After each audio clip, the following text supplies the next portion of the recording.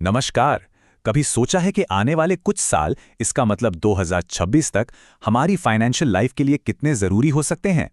आज हम 2026 के लिए एक ऐसा म्यूचुअल फंड ब्लूप्रिंट तैयार करने वाले हैं जो दौलत बनाने की राह पर हमें काफी आगे ले जा सकता है। तो चलिए साथ मिलकर भविष्य की तैयारी करते हैं।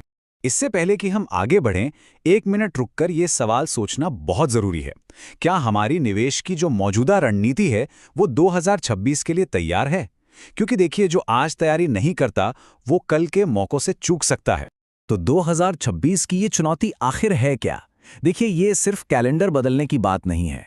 बढ़ती महंगाई से लेकर बाजार के उतार चढ़ाव तक कई ऐसे बदलाव आ रहे हैं जो हमारी बचत पर सीधा असर डाल सकते हैं। इसीलिए अभी से प्लान बनाना इतना जरूरी हो गया है। हमारे सामने ना 3 बड़े बड़े चैलेंज खड़े हैं। पहला, बढ़ती महंगाई जो एक अदृश्य चोर की तरह धीरे धीरे हमारे पैसे की कीमत कम कर रही है। दूसरा, एफडी जैसे सेफ समझे जाने वाले तरीकों से अब वो पहले जैसे रिटर्न नहीं मिल रहे। और तीसरा, शेयर बाजार का उतार चढ़ाव जो सीधे निवेश करने को काफी जोखिम भरा बना देता है। तो सवाल ये है कि इन चुनौतियों का सामना कैसे किया जाए। इसका एक बहुत ही असरदार समाधान है म्यूचुअल फंड। ये सिर्फ एक इन्वेस्टमेंट ऑप्शन नहीं है, बल्कि लंबी अवधि में संपत्ति बनाने का एक जबरदस्त जरिया है। अच्छा, अब ये म्यूचुअल फंड आखिर होता क्या है? बहुत ही आसान शब्दों में समझते हैं। ये एक तरह की सामूहिक गुल्लक है जिसमें हम जैसे बहुत सारे लोग पैसा डालते हैं और फिर एक प्रोफेशनल फंड मैनेजर उस सारे पैसे को बड़ी बड़ी कंपनियों के स्टॉक्स और बॉन्ड्स में लगाता है। सिंपल। और इसके फायदे तो कमाल के हैं।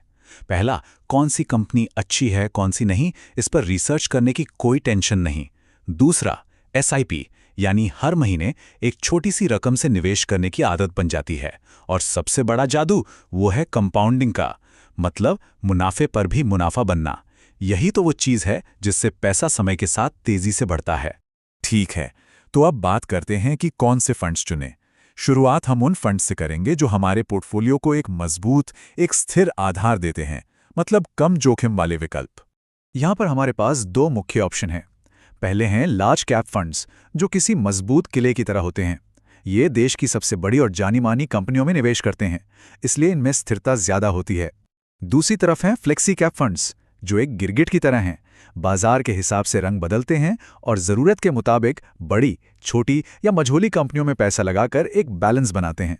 अगर कुछ जाने माने फंड्स की बात करें तो लार्ज कैप में आईसीआईसीआई प्रूडेंशियल ब्लू चिप और एसबीआई ब्लू चिप जैसे फंड्स ने काफी अच्छा प्रदर्शन किया है।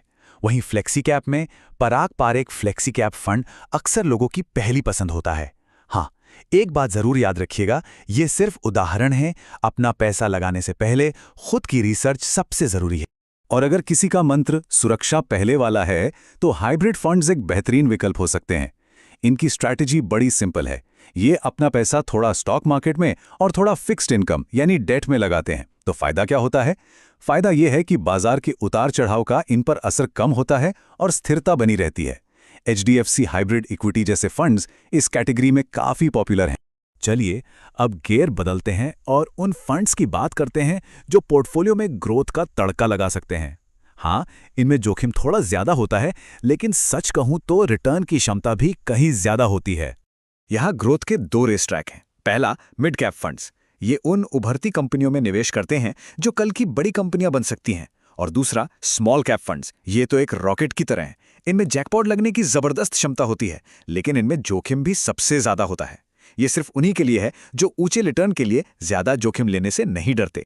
अगर इस कैटेगरी में देखना हो तो मिड कैप में एक्सिस मिड कैप फंड जैसे विकल्प देखे जा सकते हैं। और स्मॉल कैप की दुनिया में Nippon India small cap fund एक बहुत बड़ा नाम है। लेकिन जैसा हमेशा कहते हैं, कोई भी फैसला लेने से पहले अपनी रिसर्च जरूर करें। तो अब तक हमने जो कुछ भी सीखा है, चलिए उसे एक साथ मिलाकर 2026 के लिए एक ठोस, एक संतुलित रणनीति बनाते हैं। और अब आता है इस पूरी चर्चा का सबसे जरूरी हिस्सा। एक अच्छा बैलेंस्ड पोर्टफोलियो कुछ ऐसा दिख सकता है। करीब 40% हिस्सा लार्ज या फ्लेक्सी कैप फंड्स में, जो पोर्टफोलियो की नींव को मजबूत करेगा। फिर ग्रोथ के लिए 30% मिड कैप में और 20% स्मॉल कैप फंड्स में। और आखिर में 10% हाइब्रिड फंड्स में, जो एक सेफ्टी नेट की तरह काम करेगा। ये संतुलन जोखिम और रिटर्न के बीच एक बेहतरीन तालमेल बिठाता है। देखिए, अच्छे फंड चुनना तो बस आधा काम है। असली सफलता इन 3 सुनहरे नियमों पर टिकी है। पहला, अपनी एसआईपी को बिना रोके अनुशासित होकर जारी रखें।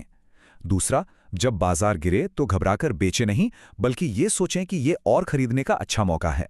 और तीसरा, हमेशा लंबी अवधि का सोचें। याद रखिए, दौलत रातों रात नहीं बनती। और आखिर में, अगर इस पूरी बातचीत से सिर्फ एक बात घर ले जानी हो,